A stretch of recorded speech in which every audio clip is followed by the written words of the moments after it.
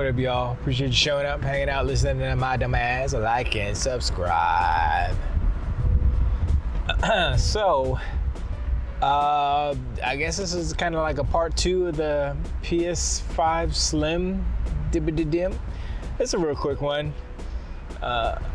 Because I'm in a little pain. I think I pulled a muscle on my back or something. Happens sometimes.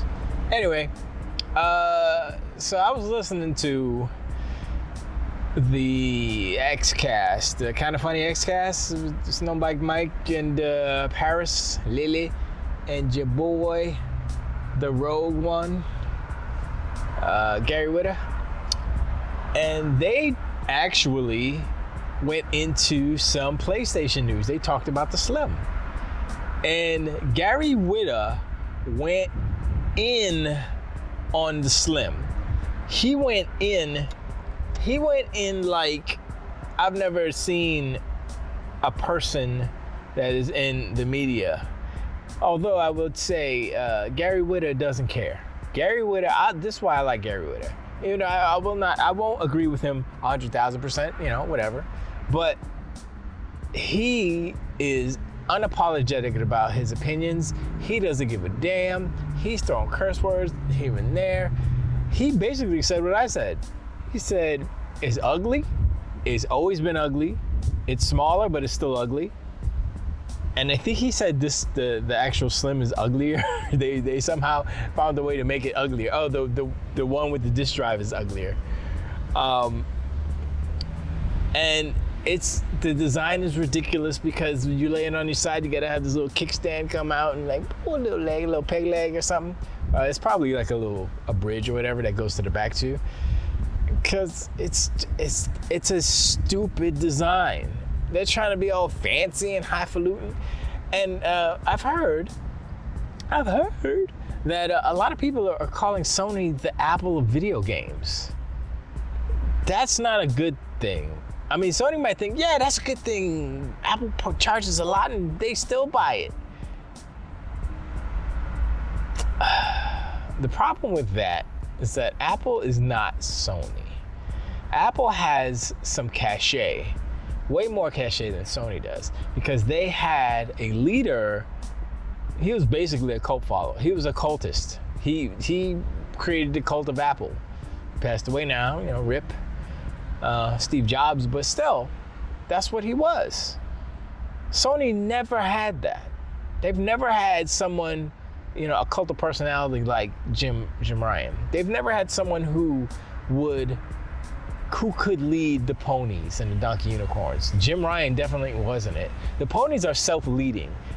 Whatever Sony puts out, whatever PlayStation puts out, the ponies gobble it up and they say, let's go, yay, and that's it. So it doesn't matter. That's the problem with that is that they can only sustain that energy for so long. You see, some of them are starting to get tired. Now here's another thing. I think I talked about this yesterday.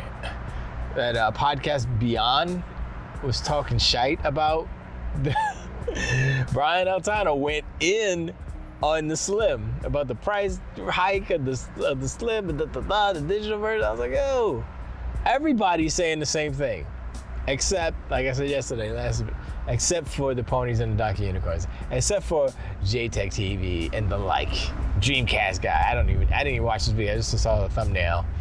Oh no, I saw a thumbnail of somebody else's video kind of talking about it. So maybe I'll watch this video and see what he's talking about. But these ponies are capping hard.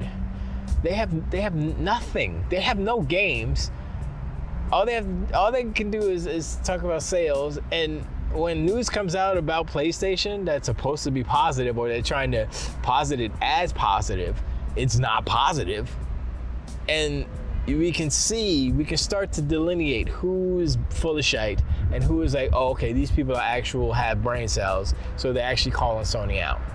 The people who are not calling Sony out, the ponies and donkey unicorns, don't listen to them. Even if you're a fan of them, look at them crazy, look at them crooked-eyed, side-eyed, because they're not in it for video games. They're in it to make their YouTube channel successful or to keep their audience, which is mostly PlayStation. The winners. So, it's pretty funny. It's pretty funny to see Sony scrambling, losing their mind, losing their way. And the ponies and the donkey unicorns they don't know what to do either. I'm sorry, it's a bunch of repeats, but today's the 12th. Tomorrow, supposedly, switch it up a little bit. It's supposed to be the closing of the ABK deal, Microsoft. And one thing I will say, I'm not superstitious. I'm not superstitious. But everybody's like, oh my gosh, I wish they delayed or do it in another day. Friday the 13th is a made-up, spooky, superstitious, for dumb people day, okay? If you're an idiot, then you're superstitious and you're like, oh my gosh. The superstition doesn't affect the world. It may affect you. Maybe you'll have a panic attack or something. Sure. But when it boils down to it, to the very last compound, a Friday the 13th, that day, if you look at that day in the scheme of how the calendar works and the year is different every year, right? It's different every time it comes around. So next year, which would be the same exact time and place, as far as like where the Earth is in space in relation to the moon, in relation to other things, or we can say the next time the Earth is in this exact position in relation to everything else, which is impossible, then it's not going to be Friday the 13th. So, but anyway, all these people they're halfway joking about it. Oh, I wish they would be in a different LA. Look, it doesn't matter. I think it's cool because it's spooky time. It's literally October. If this was another month or something, then you could be like, oh, it's October. This is good. This is good juju. It matches up. You know what I'm saying? They could be like, boo ha, Friday the 13th got spooky surprise for you, or I don't know, whatever.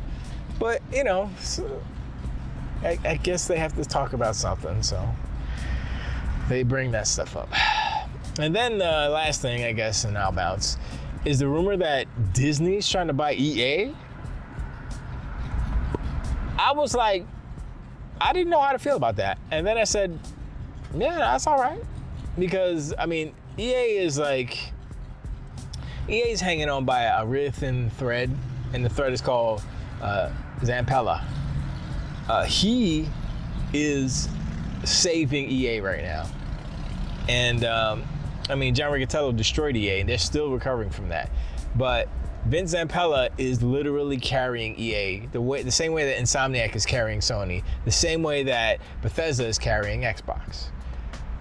And if Disney buys EA in order to take all of those Star Wars games that basically EA has made and bring them home to own them and to continue on Star Wars and their Disney games, I'd be perfectly fine with that, because let's go, Yeah, I ain't got no problem with that. I'd rather Disney buy it than, I guess, Microsoft, because at least Disney has some lineage in video games. LucasArts, that's all. LucasArts still exists within Disney. They're more of a kind of like a I don't know if they're a prototyping team but they kind of guide the way that they're going to do the deals, or what games are going to be made, or whatever. I don't know how the pitches work. Or maybe they have the pitches and they go to EA and say, yo, can you make this game? Or if EA has a pitch, they consult with LucasArts. Who knows? But anyway, that would be okay. I don't have a problem with consolidation if it saves a studio, like a big studio like EA, from like firing people or closing down studios, or literally just selling to somebody who's less than, like a I was gonna say Embracer Group or something like that. And we'll see how that, So yeah, Disney got enough money to do something like that. Now, do they have the know-how to maintain a studio like EA? I don't know, but I would trust them over, I don't know, a Chinese company like Embracer, who's been messing up. But anyway, I appreciate y'all hanging out. Like and subscribe. Yeah, let me know about this. The PS5 Slim Go watch the Xcast with, and I don't remember what the timestamp is, but when they start talking about that, oh boy, he goes in and it's hilarious. But yeah, let me know what you think about that. And but yeah, and I catch you on the next one. Tudo, wait.